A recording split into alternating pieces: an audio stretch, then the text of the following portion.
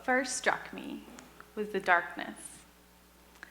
I could hear what sounded like grumbles of thunder, far enough that I wasn't frightened, but close enough to feel. But no light preceded the sound. There were no stars, no distant city glow, not even a sliver of the moon. Nothing. Wearing gear that outweighed me, I hovered weightless in the pure darkness of the aquifer. But with the flick of a switch, this underground world comes alive. We station lights throughout the winding passageways of the aquifer like torches in a medieval castle. And what was once unimaginable darkness becomes canyons of incredible color. This is the aquifer.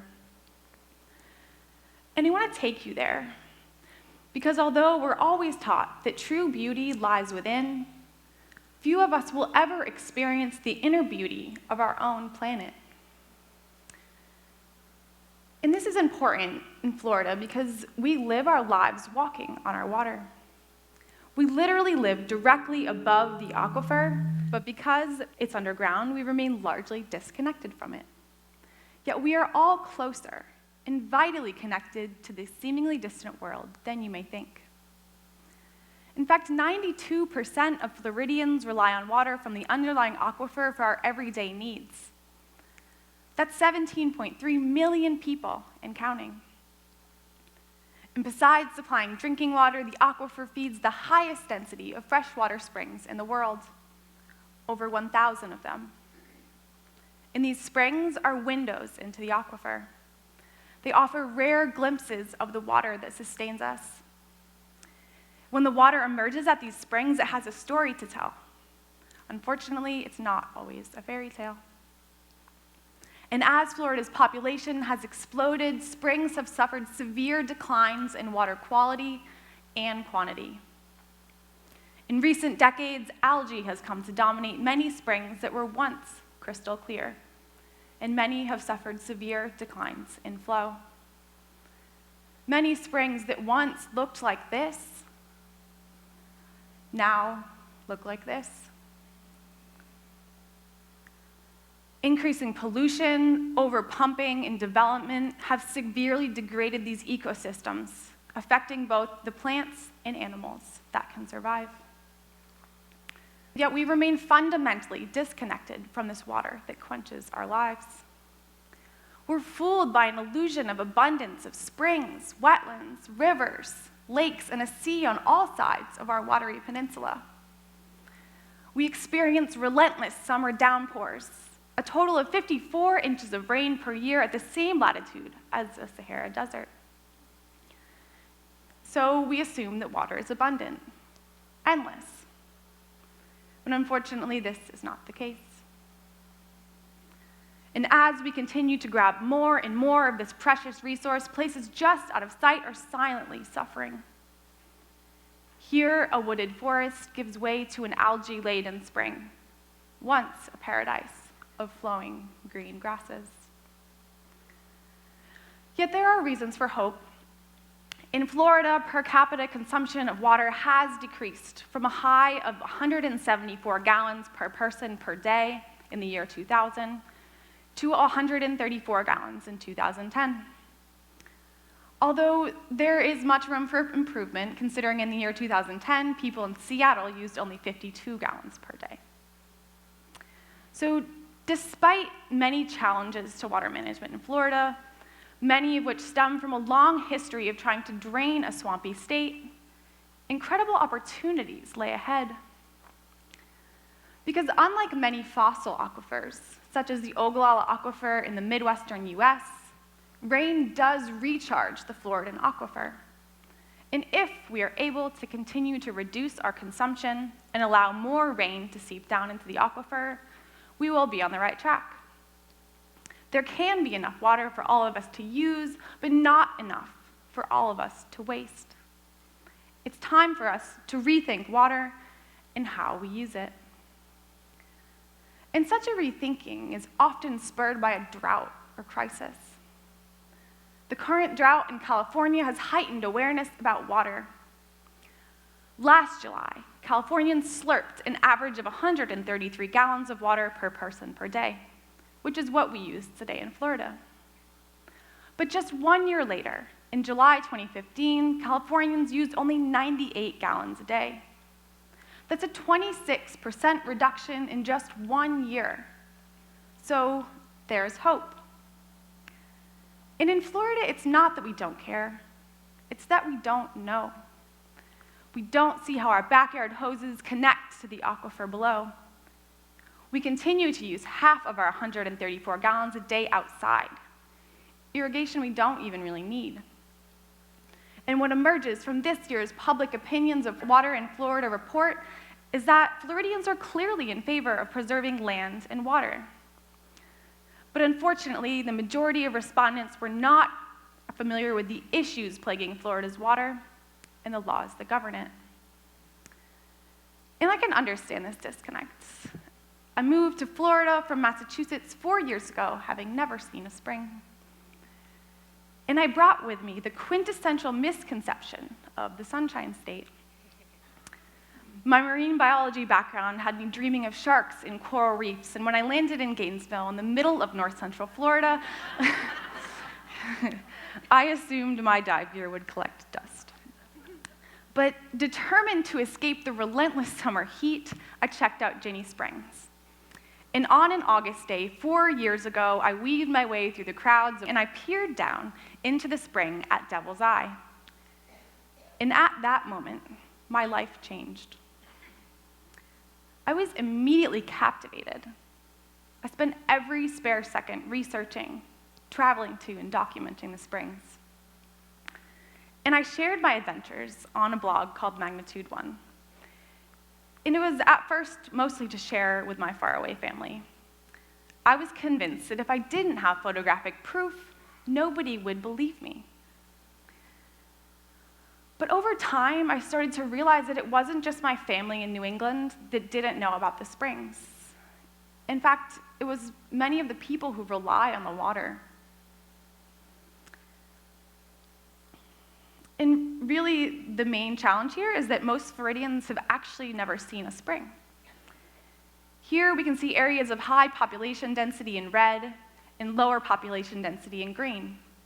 And the blue dots here represent the major springs in Florida. So as you can see, areas of high population density don't necessarily overlap with areas of springs. But just because we can't see them does not mean that we're not impacting them, and they us. So the main challenge is, how do we communicate their importance when they seem so far away? Photography is one way to help Floridians link their lives above ground to the fragile aquifer below. Water and politics tend to go hand in hand in Florida, but photos can speak without words or political bias. They offer an alternative to a scientific journal article that may not be easily accessible to the general public. Science is an integral part of the puzzle of saving our springs, but what's also important is how we communicate this science. As scientists, we're taught to think quantitatively, through percentages, significance, and statistics. But the power of these photos is that they speak to us in ways that words and numbers cannot. When we look at a photo, we're not quantifying, we're identifying. It puts us in a place of curiosity and acceptance. It makes us think, and perhaps also question, what we believe. And it's truly the feeling that we get from an effective photograph that has the power to change our attitudes. Here, we can practically feel the algae gripping the spring, reflecting like dark storm clouds overhead. So these photos can help us show this heartbreaking deterioration. Water that was once gin clear is tinted green, devoid of life. But perhaps most importantly, these photos can give us hope and inspiration. They capture the intersection of two worlds, the wonder and amazement, the happiness and the joy that accompany a refreshing swim in the springs. if we do not change the way we use water in Florida, this is what we have left to lose. And these are the memories that I hope future generations also get to cherish, if we can get our act together. So there's often this struggle in the springs of whether to show the beauty or the breakdown, but it doesn't have to be exclusive. We must give people reasons to be optimistic, and we can often show the beauty in the breakdown. Although native vegetation no longer grows here, this place can still capture our hearts. So it's important to show people how much is left that's worth protecting. Springs are not only indicators of our drinking water, but they are incredible ecosystems where turtles can fly. There are places with underwater seasons. At Silver Glen Spring, the ladyfish come in during the winter months, and there appear to be more fish than water. There are places where we can swim back in time and float alongside these fish that swam alongside the dinosaurs. Springs are also home to the charismatic manatee, distant relatives of elephants with faces that make the Crystal River National Wildlife Refuge the #1 visited in-water refuge in the country. So, despite the decline of the springs, many are still a haven. They're my favorite place to escape. Places where magical reflections play tricks on my mind, engulfing me in this swaying green paradise. Gazing beneath the surface from just the right angle and perspective, the underwater world takes over the sky. So these photos have the power to bring the water to the people in a way that allows them to connect with these places on an emotional level. They offer a unique lens into our forgotten fresh water that allows people to decide how to react and what to do. It is only once we have fallen deeply in love with something that we'll fight to protect it. And these photos can help. So I hope that they empower people to take action, both to conserve water themselves and to elect leaders who also value water. And I hope they also help people understand our ethical obligation to leave clean and abundant water for future generations. Because it is the children who will inherit our water who will play a profound role in shaping the future water ethic for Florida. And it is also these children who are the most curious about it. Whenever I'm gearing up for a cave dive, it involves lugging around a ton of heavy gear. And they're really funny. They'll follow you around. They're like, what are you doing? They have so many questions. Like, where are you going? What are you doing? And my favorite question, which I've somehow gotten twice now, is, are there gems down there? And I so badly want to say, yes, there are. It's called blue gold. We can't live without it. It sustains us, connects us, and quenches our thirst. It runs through mysterious tunnels beneath our feet, but we're taking too much, polluting too much. And I want to take them with me, and I want to show them that even if we're dwarfed by the aquifer, it is here that we are most connected to our vital fresh water.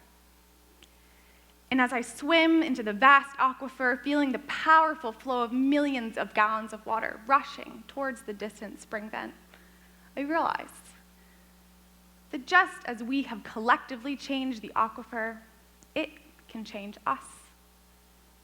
And as we dive into the darkness, we can find light, the hope of a brighter and bluer future. Thank you.